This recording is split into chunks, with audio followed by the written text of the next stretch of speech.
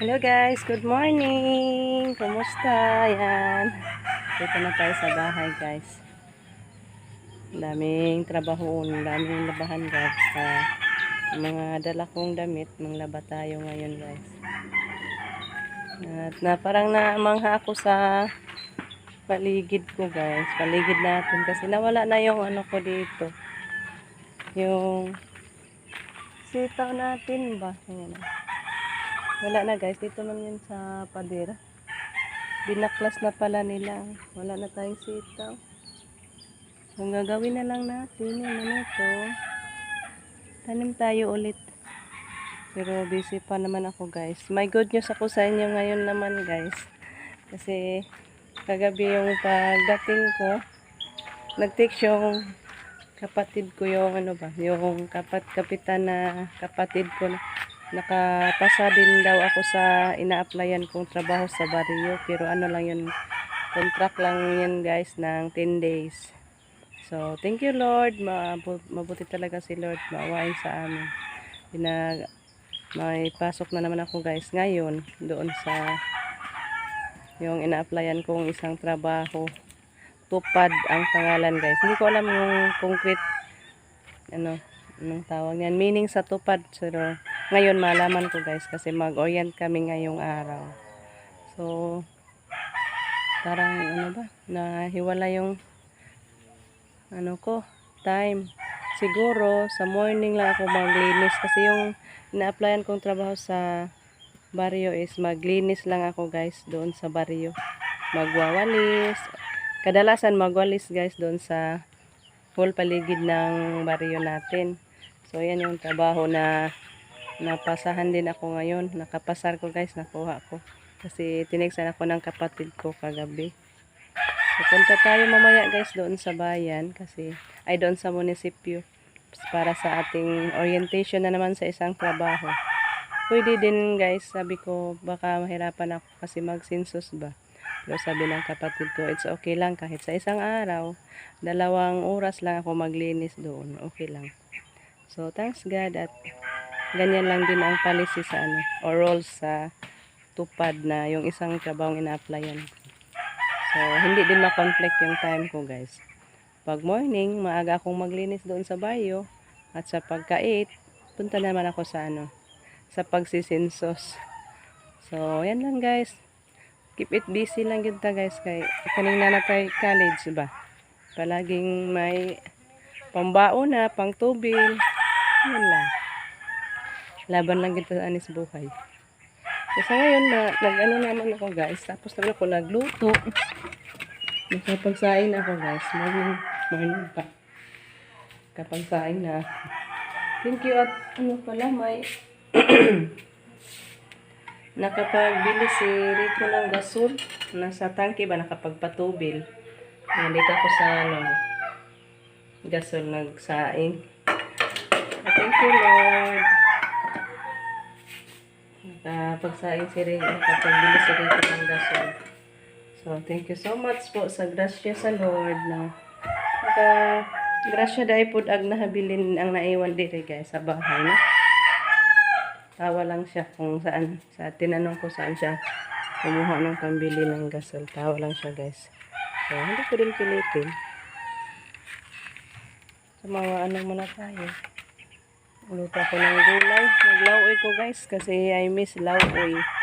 Hindi kami nakapagkain ng lauoy doon sa hotel. Kung lauoy nila guys, hindi ko na sabayan, hindi ko gaganahan sa ilang sabaw guys kung naglauoy sila. Parang sinahugan palagi ng anong tawag nila doon sa sinahog. Noodle, sa sabat to. Lami guys, basta kuha na ako ng mga gulay. Wala nang bunga dito sa okra ko guys. Nugnas na siya. Ito lang yung nakuha ko. Ano na lang kunin natin. Talbos. Wala lang tayo ng talbos guys. Yung gulay natin. Pero pasyal muna ako sa guys. Sa palayan ko. I miss my palayan. So punta muna tayo sa palayan guys bago manguha ng talbos ng kamote. Tingnan natin kung nagbunga na ba yung palay natin. Kasi ano na sila. 2 buwan na yung palaya natin. Siguro lapit na to lumabas yung bunga nila. Uy, hala. Nagide ay guys. Lumabas na pala. Thank you Lord. Nanang na siya yung bunga. Kaso yung iba hindi pa lumabas. Pero sunod-sunod na lang. Uy. Ay, kinain. Ano kayang kumain yan guys? Thank you Lord. Sa grasya sa among palayan Lord. Yan o. Lumabas na taon. Problema na naman ito is mag-spray na naman. Spray yan.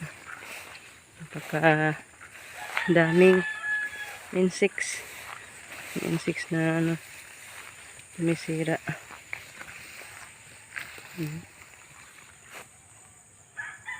Lumabas na dito. Salamat Ginoo. Walay ang dintahan ka Lord. Dito guys oh. Ganyan na pala ang bunga. Forma sa ating palayan. Nagsilumabasan na. May bunga na pala.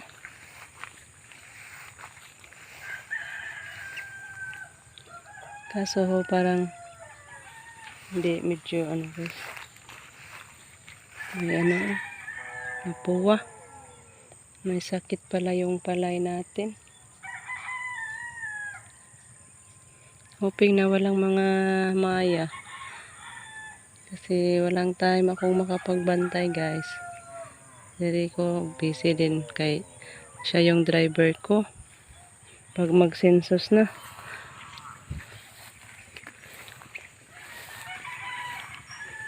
Halos-halos na dahil ando nang lumabas na din.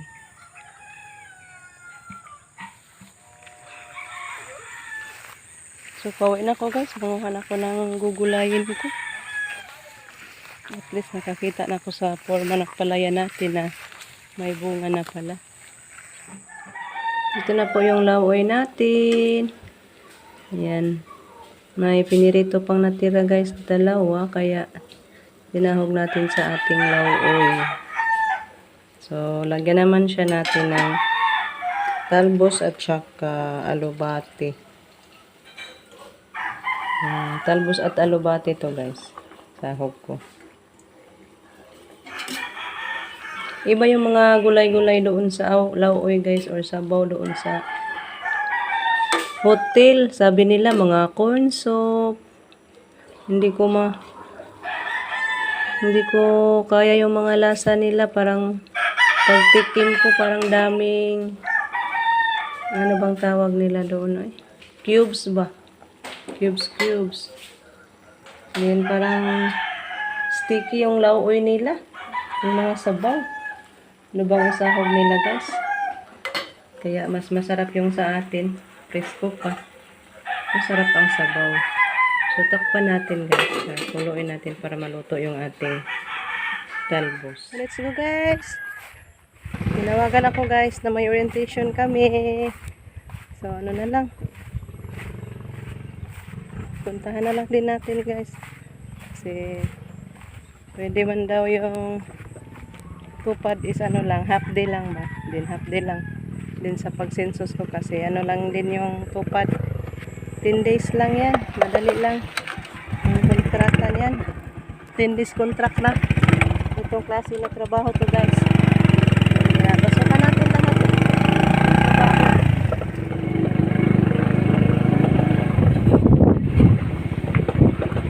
Asa man is Dodong? Asa ka daw? Ang magtanong. Asa man? May kalabo dito sa bahay day. Oy. Wa na? Hi, be! Bye-bye! Hello, yan naghilak na ba na? Kuha daw siya ng kalabo. Sabi dito yung kalabo dito sa bahay. Hindi, kalabo ako mang gilarot. O, gilarot na mo? Ang saya nga to. Mga magkakaya na kapapilog ka sila.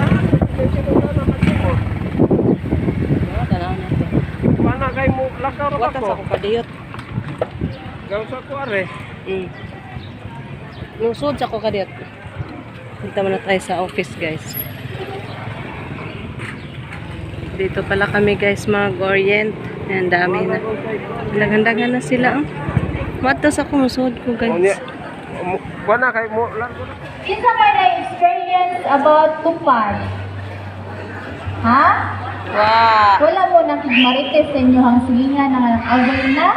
Wow! So, karon una, mag-orientation ta. Mo na, ang kinahanglan sa orientation, mamina gayud ta ha. Ay naa dinhi ang mga importante nga dapat mahibawaan ninyo. Ha? So, mo na, muhangyo ko ninyo nga dapat maminaw ta ha. So, karon unsa may meaning sa tupad? Ha? Dami ka ba? Unsa man nga word ang naa sa tumoy meaning sa tupad? Ha? Trabaho. Ha? Tanawa unsay meaning sa tupad? Sunod sa displace workers. So i-short lang nato para matupad beneficiary ta, dapat workers ta. Dili pasabot nga workers na ata sa opisina nagtrabaho or ballpen atong gigunitan. Dili na pasabot sa amoang nga workers. So, ang meaning sa amoang nga workers is katong mga tao nga nagkanang naay panginabuhian na naka-income siya pero dili siya enough sa ilahang pang-adlaw-adlaw, sa ilahang pangkonsumo. Ngun ana, mga seasonal nga trabaho ninyo. Self-employed ba mo, underemployed, or katong mga na-displace pero kasagaran karon kay wala naman kaayo na-displace katong sa una kay katong COVID, so moto naapin na siya kay katong pag-COVID, di ba daghang na-displace. So karon katong mga workers mautana ko unsa man imuhang trabaho nga seasonal nga trabaho nimo ma'am? Naglabaw na. O naglabada. Bisa sakay ang importante naka-income mo. Mauna siya ang ma-qualified as a tupad beneficiaries. Unsa may dili pwede or ma-disqualified mo sa tupad beneficiaries? Unang-una, katong mga naka-avail na last year nga wala pa naka-usa ka tuig. Kung kinsa man dinhi, pangutan na inyong kaugalingon kung naka-avail na ba mo o nakalagpas na ba mo usa ka tuig. Kay nganong dili man mo pwede, kay mo detect or mo duplicate mo sa amo ang system kung wala pa mo ni isang tuig. So bisan pa og mamakap mo or i-insist inyo ang kaugalingon nga wala pa mo naka 1 year, ma-check o ma-verify gihapon na namo siya. Ha? Mao na kung wala pa mo naka 1 year, mo nang ingnon na lang muna ko daan para dili mas hayang inyuhang oras nga naa mo dinhi. Ay magbagot-bot niyang uban nga anong wala sila sa lista nga naka-perma naman sila kay kining anhi bisan og naka-perma mo pwede ra mo namong i-reson. Kay dili pa man ka nang nadinhi is mao na ni ang final. Mag-submit pa man ni sir sa finalist na ganyan na siya o kinsay pwede makatrabaho sa tupad. Ha? Mo to yung unang-una nga dili pwede sa tupad beneficiaries katong wala pa naka 1 year sugod sa ilahang pagpanagbaho sa tupad. Ang ikaduha, katong mga estudyante. Dili pwede ang estudyante dinhi ha.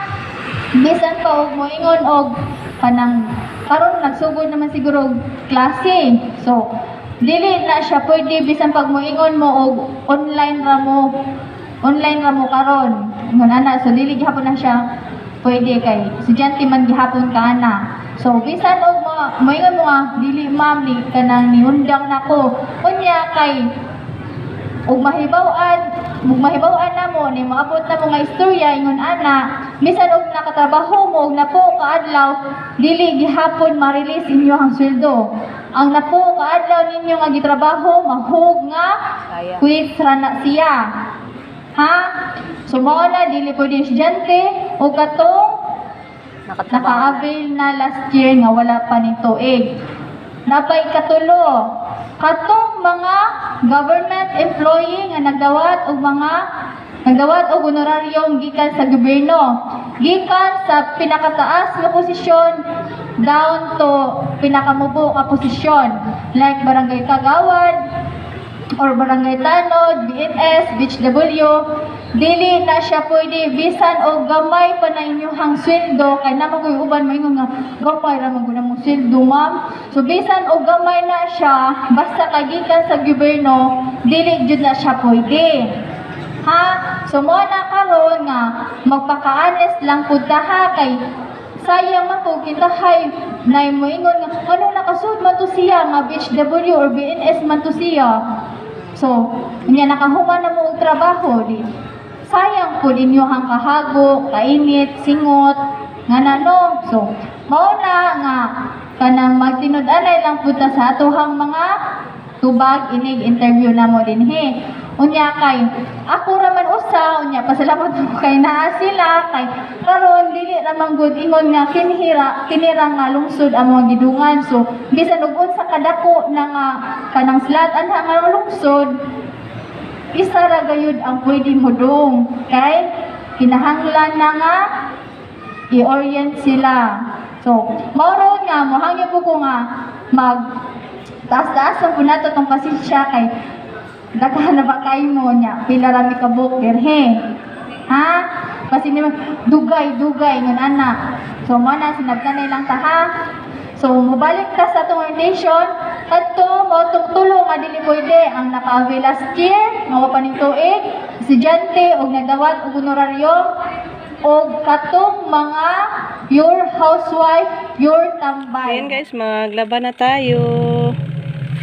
Ito po yung ano guys, mga labahan nila Ate Titing or Auntie Tisa.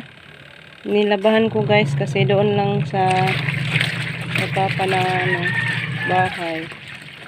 Sinabihan ako ni Auntie na pag uuwi ako sa Tagbilaran, please daw paglaba. So kaya nilaban ko ngayon guys. Ito pa. Yung mga bedsheet guys ba nila. Yung dito sila. So din yung kay Papa, nilaban ko lang din guys. Sinama ko yung mga labahan ni Papa. Kaararating lang namin guys, umuwi mula sa aming orientation. Bad guys, bad news na naman. Yung good news kaninang umaga pag or pagising ko, naging bad news na guys pagpunta doon sa orientation center kasi noon naalaman ko sa orientation center na hindi pala pwede ako magtrabaho ng tupad. Diyan ko guys, post ko din sa inyo yan sa video na kung ano ang sino yung mga tao na nakasama sa pagtrabaho ng tupad na pwede palang makapagtrabaho ng tupad. Hindi ako pwede talaga guys kasi sa rason nga nakapasok ako sa government na trabaho, yung PSA. Kung hindi pa ako nakapagpasok sa PSA, surely makapasok ako sa tupad. So it's okay na lang guys kasi kung nakatrabaho tayo sa government, bawal sa kanila ipapasok din. Kasi yung tupad guys is government din yan. Hindi pwedeng mag-double yung job order mo sa government. So yan na lang. Yung tatawa-tawa ko kaninang umaga na makasama din ako sa orientation ngayon. Naging guys, malungkot. Malungkot na makakatawa guys no. Hindi natin alam ang guys, tamang rules na ganyan pala. So it's okay na lang. So binigay ko na lang yung ko sa kapatid ko, yung sister ko. Hoping nakapunta siya doon guys kasi pwede man siya mahalilihan. So, pinaghalilihan ko yung sa aking pangalan sa kapatid ko, guys. So, ayan. Hanggang dito na lang muna, guys, kasi ako'y maglalaba pa. Nilalaban ko yung mga biddings nila Auntie Tisa. Kasi binigyan ako ng ano guys, suhol ni auntie dyan sa paglalaba. Pinagano nila, iniwan ko nila yung nagpunta ko sa Tagbilaran para may makonsumo din sila. At hindi ko din alam na ngayon, sinabihan ako ni Rico, binigyan din pala siya ni auntie Tisa ng pera guys pag uwi nila. Kaya yun, nakabili siya ng gasol, yung sinabi ko kanina morning. Bili nila lang ni Rico ng gasol guys para magamit na din yung gasol namin kasi matagal-tagal na din yun hindi na paglagyan ng gas na pagtubilan ba. So, thank you Auntie Titing sa advance birthday gifts mo sa amin.